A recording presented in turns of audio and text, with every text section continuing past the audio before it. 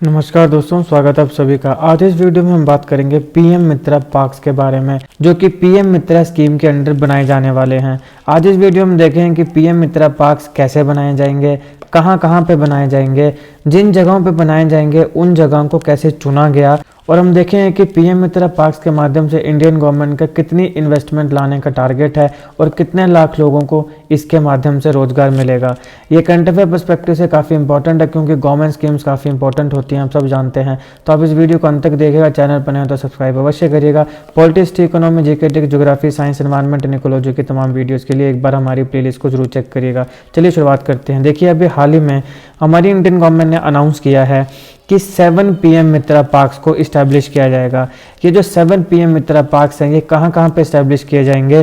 तो तमिलनाडु, कर्नाटका, महाराष्ट्र, गुजरात, मध्य प्रदेश, तेलंगाना और उत्तर प्रदेश, इन स्टेट्स में 7 पीएम मित्रा पार्क्स को इस्टेब्लिश किया जाएगा।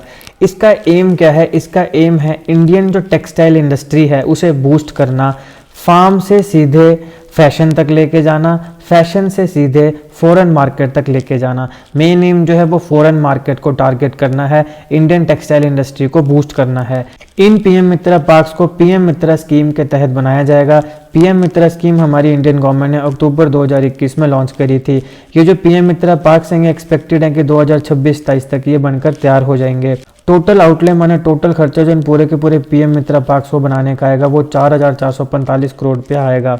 हाल ही में 2023-24 के बजट में हमारी इंडियन गवर्नमेंट ने 200 करोड़ रुपया इसके लिए एलोकेट किया है। इसके अलावा बाकी जो पैसा है वो इंडियन गवर्नमेंट और भी देगी आने वाले समय में। इसके साथ साथ पीएम मित्रा पार्क्स के माध्यम से इंडियन गवर्नमेंट करोड़ों के इन्वेस्टमेंट इंडिया में लाना चाहती है, जिसके माध्यम से लाखों की संख्या में जो जॉब्स हैं वो क्रिएट होंगी।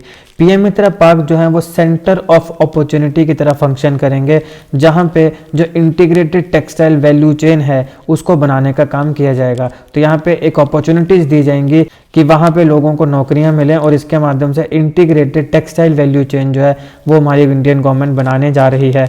यहाँ पर आपको spinning, weaving, processing, dyeing, printing, garment manufacture जैसे सारी की सारी चीज़ें एक ही लोकेशन पे, एक ही जगह पे मिलेंगी। तो ये जो पीएम मित्रा पार्क होगा, यहाँ पे हमने बात किया कि इंडिया की जो टेक्सटाइल इंडस्ट्री है इसे बूस्ट करने का इसका एक एम है। तो इसमें आपको spinning, weaving, processing, dyeing, printing, garment manufacturing, ये सारी की सारी चीज़ें आपको एक ही लोकेशन में मिलेंगी। पीएम मित्रा पार्क जो है ये सेंट्रल गवर्नमेंट के द्वारा एक इंटीग्रेटेड अप्रोच है, जिससे एक्सपेक्ट किया जा रहा है कि कम्पिटिटिवनेस जो है टेक्सटाइल इंडस्ट्री में उसको बढ़ाया जाएगा। ज़्यादा से ज़्यादा जो टेक्सटाइल इंडस्ट्रीज हमारी वो कम्पिटिटिव बनेंगी, ना सिर्फ नेशनल मार्केट में, मतलब ना सिर्फ एक दूसरे के साथ कम्पिटिटिव बनेंगी, बल्कि इंटरनेशनल जो बड़े बड़े प्लेयर्स हैं जो टेक्सटाइल इंडस्ट्रीज हैं उनके साथ भी कंपटीशन पे उतरेगी। तो इससे क्या होगा, जो टेक्सटाइल इंडस्ट्री है इसका जो इकोनॉमिक्स है, इसका स्केल जो है वो बढ़ेगा, और जो ग्लोबल प्लेयर्स हैं वो भी यहाँ पे इंडिया में मैन्युफैक्चरिंग जो यूनिट्स हैं वहाँ पे इन्वेस्टमेंट करेंगे, वहाँ पर उतरेंगे। अब देखिए, पीएम मित्रा पार्क्स को बनाने के लिए लगभग 13 स्टेट्स ने, 13 हमारे राज्यों ने 18 प्रपोजल दिए थे। तो फिर क्या कारण है कि जो 7 स्टेट्स हमने पहले बताई उन्हीं को चूज़ किया गया? तो देखिए, ये जो पूरे के पूरे स्टेट्स के प्रपोजल थे, इन्हें एक ट्रांसपेरेंट चैलेंज मेथड के माध्यम से इवेल्युएट किया गया, और उसके बाद से जो 7 स्टेट्स हैं उन्हें चुना गया। तो कौन कौन से फैक्टर्स हैं जिनको कंसीडर किया गया था? सबसे पहले तो कनेक्टिविटी। वहाँ पे जो पीएम मित्रा पार्क है उसको अच्छी कनेक्टिविटी मिलनी चाहिए। एग्जिस्टिंग जो इकोसिस्टम है, जो टेक्सटाइल इंडस्ट्री है उसका क्या इकोसिस्टम है, बाकी जो बहुत सी जो गवर्नमेंट चीज़ें होती हैं, जो एडमिनिस्ट्रेटिव प्रोसीजर्स होते हैं, उन सब का क्या इकोसिस्टम है। इसके साथ साथ टेक्सटाइल और इंडस्ट्री पॉलिसी, जो स्टेट गवर्नमेंट है उसकी क्या टेक्सटाइल और क्या इंडस्ट्री पॉलिसीज़ हैं, इंफ्रास्ट्रक्चर वहाँ पे किस प्रकार से किस रूप में उस स्टेट में मिलता है, इसके साथ साथ यूटिलिटी सर्विसेज वहाँ पे कैसी हैं। तो ये सारे के सारे फैक्टर जो हैं उन्हें कंसीडर किया गया ट्रांसपेरेंट चैलेंज मेथड के तहत। उसके बाद ये सारे के सारे जो प्रपोजल्स थे इन्हें इवेल्युएट किया गया, और अंततः 7 प्रपोजल जो हैं, यानी 7 स्टेट्स के जो प्रपोजल्स हैं उन्हें माना गया। अब ये मिनिस्ट्री ऑफ टेक्सटाइल जो है ये इस पूरे के पूरे प्रोजेक्ट की जो एग्जीक्यूशन है उसे ओवरसी करेगी, यानी कि ये पूरा का पूरा पीएम मित्रा स्कीम और पीएम मित्रा जो पार्क्स है मुख्यतः उनका पूरा जो बनना है, पूरा जो काम वहाँ पर होगा, तो इस सारे को कौन एग्जीक्यूट, यानी इस सारे को कौन देखेगा, कौन पूरा करेगा? तो ये मिनिस्ट्री ऑफ टेक्सटाइल जो इसको पूरा करेगी। मिनिस्ट्री ऑफ टेक्सटाइल जो है वो इस स्कीम के लिए पीएम मित्रा स्कीम और इसके अंदर जो पीएम मित्रा पार्क्स बन रहे हैं उनके लिए क्या प्रोवाइड करेगी? उनके लिए फाइनेंशियल सपोर्ट प्रोवाइड करेगी। फाइनेंशियल सपोर्ट जो ये दो तरीके की होगी। सबसे पहले डेवलपमेंटल कैपिटल सपोर्ट मिलेगी 500 करोड़ पर पार्क के ऊपर, यानी हर एक पार्क के ऊपर 500 करोड़ की डेवलपमेंट कैपिटल सपोर्ट मिलेगी। मैंने आपको कहा ना कि अभी इनिशियल जो एलोकेशन है वो 200 करोड़ है, लेकिन धीरे धीरे ये बनना है क्योंकि 2026-27 तक इनको पूरा करना है। तो डेवलपमेंट जो कैपिटल सपोर्ट है वो 500 करोड़ मिलेगी, 500 करोड़ रुपया पर पार्क। इसके साथ साथ जो फाइनेंशियल सपोर्ट दूसरी है वो है कम्पिटिटिव इंसेंटिव सपोर्ट, ये 300 करोड़ पर पार्क मिलेगी। ये किसके द्वारा मिलेगी? मिनिस्ट्री ऑफ टेक्सटाइल के द्वारा, जो कि इस पूरे के पूरे प्रोजेक्ट को एग्जीक्यूट करेगा। फाइनेंशियल सपोर्ट है 500 करोड़ पर पार्क डेवलपमेंट कैपिटल सपोर्ट और 300 करोड़ पर पार्क कम्पिटिटिव इंसेंटिव सपोर्ट। अब ये तो होगी सेंट्रल गवर्नमेंट के बाद, मिनिस्ट्री ऑफ टेक्सटाइल के बाद, लेकिन स्टेट गवर्नमेंट्स क्या करेंगे जहाँ पे पीएम मित्रा पार्क्स बनेंगे? तो सबसे पहले तो क्या करेंगे कि 1000 एकड़ की जो लैंड है वो देगी, क्योंकि पीएम मित्रा पार्क्स अगर बनेंगे तो वहाँ पे ज़मीन तो चाहिए, उसी के ऊपर बनेगा। तो 1000 एकड़ की जो लैंड है वो स्टेट गवर्नमेंट जो है वो देंगी। इसके साथ साथ कुछ और इंपॉर्टेंट फैक्टर्स है जिनका स्टेट गवर्नमेंट्स को ध्यान रखना पड़ेगा, जैसे रिलायबल पावर सप्लाई, वहाँ पे अच्छे से जितनी ज़रूरत है उतनी पावर सप्लाई मिलनी चाहिए। वाटर अवेलेबिलिटी वहाँ पर होनी चाहिए।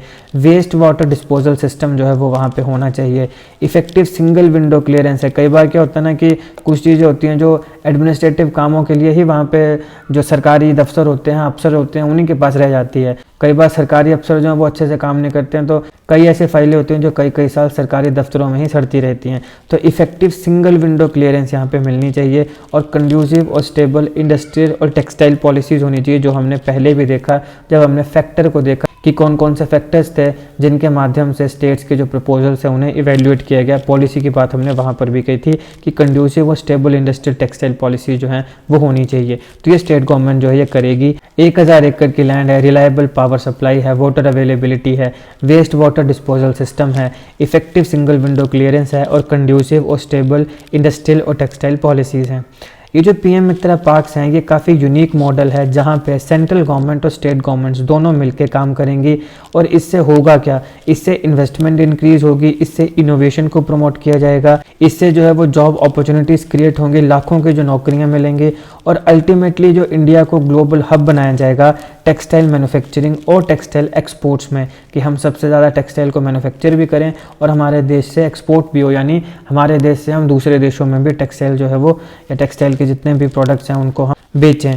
तो ये काफ़ी यूनिक मॉडल है जहाँ पे सेंट्रल गवर्नमेंट और स्टेट गवर्नमेंट्स मिलकर काम करेंगी, जिससे फ़ायदे ये होंगे कि इन्वेस्टमेंट इंक्रीज होगी, इनोवेशन प्रमोट होगी, जॉब अपॉर्चुनिटीज़ मिलेंगी और इंडिया जो है वो ग्लोबल हब बनेगा टेक्सटाइल मैन्युफैक्चरिंग और टेक्सटाइल एक्सपोर्ट्स के लिए। ऐसा मानना है कि इस पूरे के पूरे प्रोजेक्ट में 70,000 करोड़ तक की जो इन्वेस्टमेंट है वो आ सकती है। तो ये पूरा का पूरा पीएम मित्रा पार्क्स का जो प्रोजेक्ट है इसमें 70,000 करोड़ रुपये की इन्वेस्टमेंट आने की संभावनाएं हैं। अब ये किस रूप में आएगी, क्या होगा क्या नहीं होगा, वो तो समय के साथ पता चलेगा। और जैसे भी जो भी अपडेट्स इसमें आएंगे वो हम आपको कवर कराते रहेंगे, तो आपको हमारा चैनल सब्सक्राइब करना है। लेकिन अभी ऐसा मानना है कि 70,000 करोड़ इन्वेस्टमेंट जो है वो आएगी और इसके साथ 20 लाख एम्प्लॉयमेंट जनरेशन जो है वो होगी, यानी 20 लाख नौकरियां जो हैं यहाँ पे वो मिलेंगी, ये जो 7 पीएम मित्रा पार्क्स बनाए जाने वाले हैं। तो ये था इस लेक्चर का एनालिसिस जहाँ पे हमने पीएम मित्रा पार्क्स को अच्छे से कवर किया। ये किस स्कीम के अंडर हो रहे हैं? पीएम मित्रा स्कीम के अंडर हो रहे हैं। मिनिस्ट्री ऑफ टेक्सटाइल जो है वो इसको ओवरसी करेगी। सेंट्रल गवर्नमेंट का क्या कॉन्ट्रीब्यूशन है, स्टेट गवर्नमेंट का क्या कॉन्ट्रीब्यूशन है और इसके कितने फ़ायदे हैं, कितना इन्वेस्टमेंट जो है वो ये लाने वाली है। 70,000 करोड़ मैंने आपको बताया, ये एस्टिमेटेड है और इसके साथ साथ 20 लाख नौकरियां जो हैं वो देने वाली है। तो ये सारे इंपॉर्टेंट फैक्ट्स को हमने कवर किया। आई होप आपको हमारी वीडियो अच्छी लगी हो। अगर आपको अच्छी लगे तो लाइक करिएगा, शेयर करिएगा। इस लेक्चर का PDF आपको हमारे टेलीग्राम चैनल में मिल जाएगा, तो अगर आप चाहें तो हमें वहाँ भी फॉलो कर सकते हैं। उसका लिंक आपको डिस्क्रिप्शन बॉक्स में मिल जाएगा। Politics, economy, GK, geography, science, environment and ecology की तमाम वीडियोज़ के लिए एक बार हमारी प्लेलिस्ट को जरूर चेक करिएगा। जीके और करंट अफेयर्स की ऐसी वीडियोज़ के लिए हमारा चैनल सब्सक्राइब करें। Thank you so much for watching.